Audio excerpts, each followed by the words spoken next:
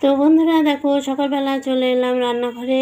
আর আজকে আমি রান্না করব রং বেরঙের সবজি দিয়ে ডালিয়া রান্না করব, সকালের খাবার। তো আমি কড়াইতে তেল দিয়ে দিলাম। এখন এই যে তেল দেওয়া হয়ে গেছে, শুকনো লঙ্কা দিয়ে দিলাম, তেজপাতা আর গোটা জিরে। তোমাদের সঙ্গে একটু সকালবেলা ডালিয়া রান্না করছি, সেটাই শেয়ার করছি রান্নাটা। তো সকালবেলা আজকে সবাই মিলে ডালিয়া খাবো, সবজি দিয়ে রান্না করব। তো আজকে ডাল ছিল না ঘরে, ডাল ছাড়াই রান্না হবে। তেজপাতা আর শুকনো লঙ্কাটা একটু ভাজা হয়ে গেল। এর মধ্যে আমি দেখো এই যে রং বেরঙের সবজিগুলো সব কাটা হয়ে গেছে। এখন এই সবজিগুলো এর মধ্যে ঢেলে দেব।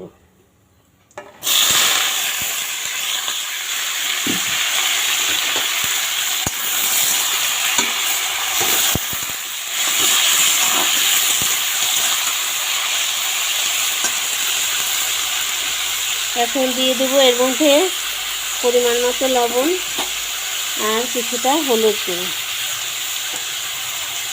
দিয়ে এটা একটু ভালো করে নেড়ে নেব। তো সবজিটা নেড়ে এটা একটু আমি ঢেকে দেব। ঢেকে দিলে সিদ্ধ হবে। ঢাকা দিয়ে দিই, সবজিটা মজে যাবে যখন, তখন ঢাকনা তুলব। সবজিটা মজে গেছে, এই দেখো তেল ছেড়ে দিয়েছে। একটু ভাজা ভাজা করে নিলাম। আর আমি এর মধ্যে দিয়ে দিচ্ছি ডালিয়াটা দিয়ে দিলাম এর মধ্যে। ডালিয়া দিয়ে আমি আরেকটু এটা ভেজে নেব। তো ঘরে মুগের ডাল থাকলে ভালো হতো, মুগ ডাল দিয়ে দিলে একটু খিচুড়ির মতো হয়ে যেত।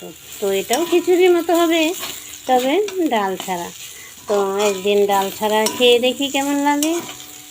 সবজির সঙ্গে ডালিয়াটা একটু ভেজে নিলাম। আর এর মধ্যে আমি একটু এখন পরিমাণ মতো জল দিয়ে দেবো।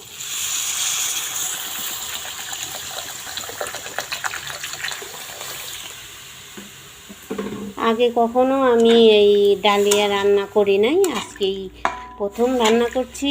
তো কেমন হবে বলতে পারছি না। এই দেখো পরিমাণ মতো জল দিয়ে দিলাম, খেয়ে দেখতে হবে কেমন লাগে। তো চলো আমি এটা ফুটিয়ে নিয়ে আসি। খিচুড়ি রান্না হয়ে গেছে সকালবেলা। আজকে সকালবেলার খাবার নানান রকমের সবজি দিয়ে ডালিয়ার খিচুড়ি রান্না করে নিলাম। আর ঘরে পনির ছিল, ভেজে নিয়েছি, এই দেখো উপরে দিয়েছি। তো আজকে আমি তোমাদের সঙ্গে এই খিচুড়ি রান্নাটা শেয়ার করলাম। তোমাদের কাছে কেমন লাগলো আমাকে কমেন্টে জানিও।